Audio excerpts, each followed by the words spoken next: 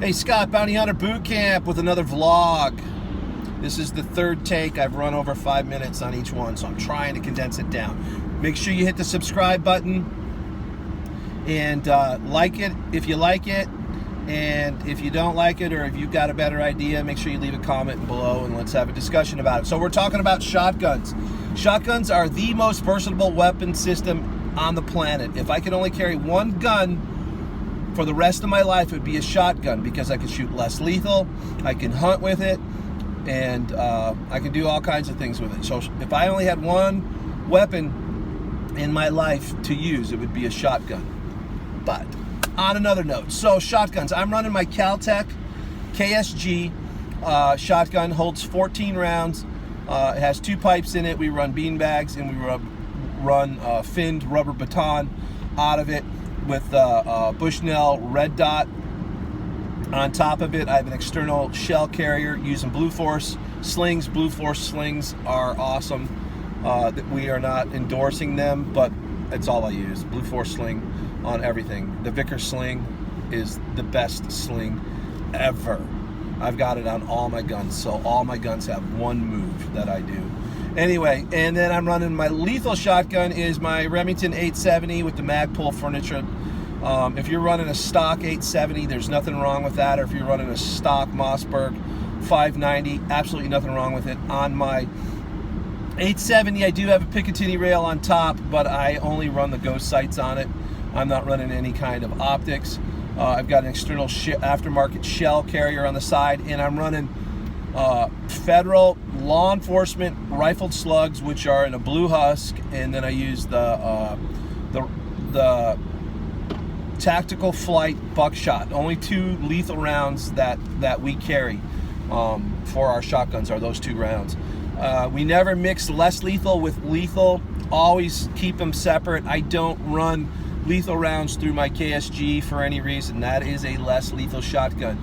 I do not have lethal rounds anywhere near us in our vehicles. We don't even carry a lethal shotgun anymore unless we think it's necessary. And then we've got steps that we utilize to make sure that we're not mistaking lethal for less lethal. The last thing we want to do is hurt anybody severely or kill somebody. So we always want to make sure that we're taking safeguards. Do not carry lethal shotgun rounds on your body if you're carrying a less lethal shotgun. Use something else for lethal, not your shotgun, if you're running less lethal. Now, if you're running a lethal shotgun, yeah, absolutely. But I wouldn't have less lethal rounds on my body if I was carrying a lethal shotgun. Oil and water, they don't mix, man. They don't mix whatsoever. So you should not be doing that. And if you're carrying a shotgun, make sure you're carrying what law enforcement in your area is using, or what you're trained and experienced with, which is hopefully Mossberg or Remington or KSG. We don't use our KSG for any lethal stuff whatsoever. We don't even shoot lethal stuff on it at the range. We just keep her well oiled, and that is all we do.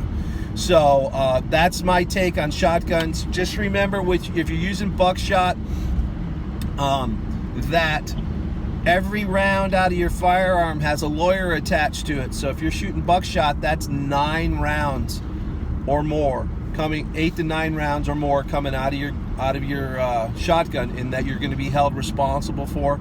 We used to carry rubber buckshot that would dissolve in your hand if you rubbed it.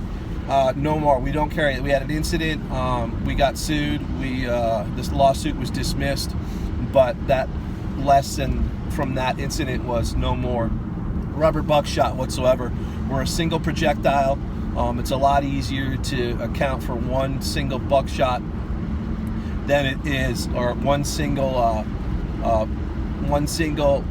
beanbag round or rubber baton than it is 9 rubber buck coming out. And certainly don't use the hard plastic rubber buck, less lethal.